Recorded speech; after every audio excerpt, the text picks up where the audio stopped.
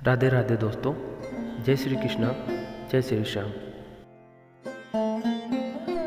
इस पोस्ट में 3 मछलियों की कहानी मैं आपके साथ शेयर करने जा रहा हूँ। बहुत पहले की बात है। 3 मछलियाँ एक ऐसे तालाब में रहती थीं जो बहुत खूबसूरत था। उन तीनों में बहुत गहरी दोस्ती थी और दिन भर तैरते हुए आपस में खेलते रहते थे। उन सभी का समय बहुत ही खुशहाल बीत रहा था।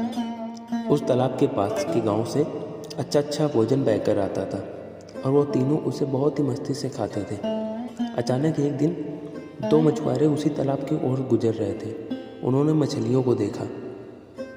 इन दोनों मछुआरों ने सोचा कि तालाब में बहुत सारी मछलियाँ होंगी और उन्हें पकड़ना चाहिए, क्योंकि अगर वो ऐसा करेंगे तो उन मछलियों को वो बाज़ार में बेचकर ढेर सारा पैसा बना लेंगे।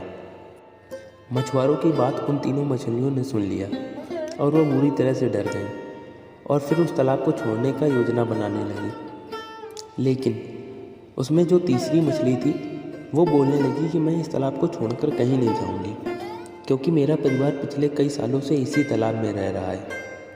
दूसरी मछली भी तीसरी के साथ ही उसी तालाब में रहने का फैसला लिया, लेकिन पहली मछली कुछ ज़्यादा ही डरी हुई थी और वो उस तालाब को छोड़कर एक छोटे से झील के अंदर चली गई।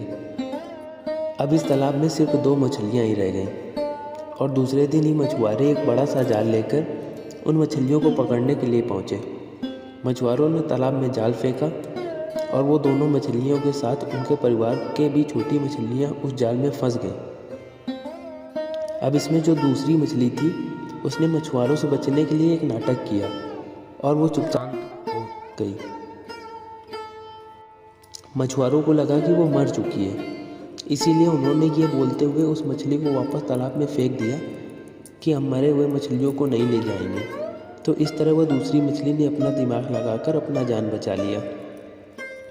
इस कहानी से हमें यह सीखने को मिलता है कि हमें बुरे वक्त में घबराना नहीं चाहिए, बल्कि शांति दिमाग से उस बुरे वक्त से निकलने का उपाय सोचना चाहिए।